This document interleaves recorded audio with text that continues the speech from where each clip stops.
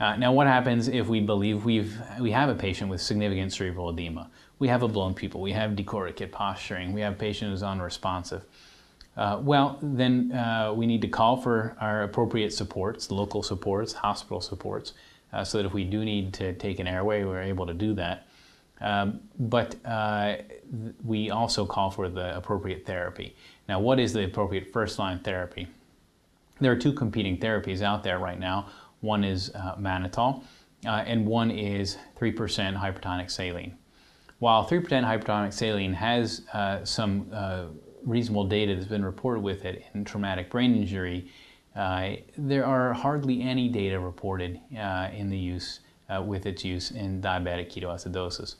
As a result, and also as a result of some data I'll show you in a minute, I use first-line therapy as Manitol. We use 1 gram per kilo. We infuse it over 15 minutes.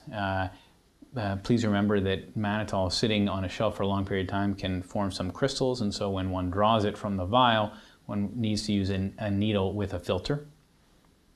It is very well tolerated. It does result in increased urine output during the hours that follow, and so one has to keep track of that hypovolemia that may follow Manitol administration.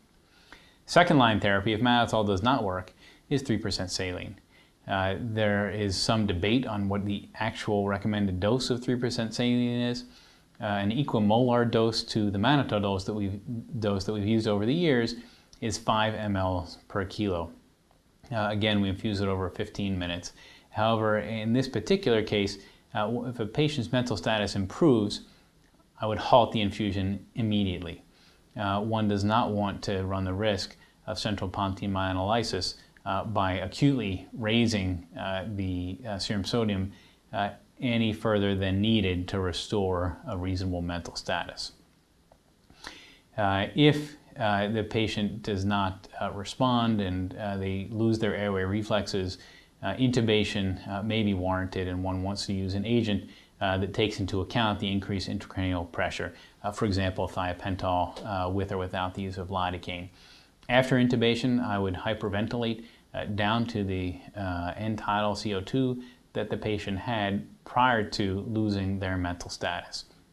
Hyperventilation, while not a standard therapy for increased intracranial pressure and cerebral edema, is exactly what this patient has been doing for many hours prior to losing their mental status.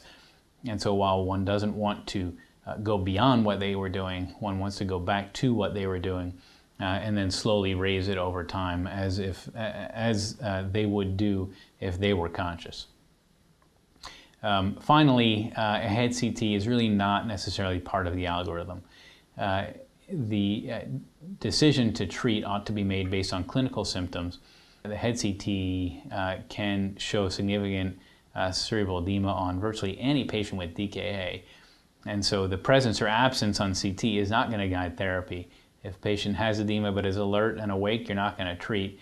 And if a patient is obtunded and non-responsive and the CT is negative, you are going to treat. And so again, treat based on clinical symptomatology.